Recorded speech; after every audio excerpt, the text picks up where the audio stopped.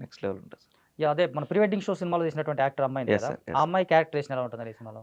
Actually మన సినిమాలో ఆవిడ ఒక నర్స్ క్యారెక్టర్ సార్. హ్మ్. ఒక మల్లవరం అనే ఒక హిల్ స్టేషన్ విలేజ్‌లో ఓకే. ఒక నర్స్. నర్స్ అంటే ఆవిడ డాక్టర్ లాగే మాట. ఓకే. అందరితో ప్రేమగా ఉంటూ, అందరితో కలిసిపోతూ, చిన్న పిల్లలకి టీచర్‌గా కూడా వర్క్ చేస్తూ, ఓకే. అలా ఉండే ఒక ఒక బ్యూటిఫుల్ క్యారెక్టర్ సార్. చాలా మంచి క్యారెక్టరు.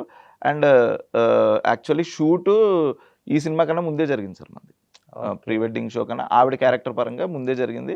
అండ్ ఆ అమ్మాయి రీసెంట్‌గా సమ్మక్క సారక్క జాతరలో చిన్న ఇష్యూ జరిగిందనే యెస్ విషయం సార్. తెలిసింది కదా! Yes sir. యెస్ అదేమంటే సార్. చెప్తారా? మీ మీ వరకు వచ్చిందా అదేమన్నా?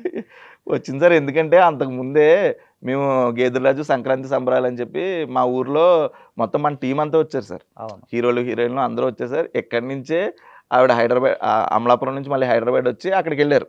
అవును. సమ్మక్క సారక్క ఆ! వచ్చేసి వెళ్లారు. కుక్కతో తులాభారం చేశారని చెప్పేసి యెస్ సార్. Yes sir. అది మా వరకు గుర్తు వచ్చింది. పాపం ఆవిడ వెంటనే తెలియక చేశానని వెంటనే బా రియాక్ట్ అయ్యారు. తర్వాత అందరూ దాన్ని పాజిటివ్‌గానే పాజిటివ్‌గానే తీసుకోవడం. తీసుకున్నారు. అవును.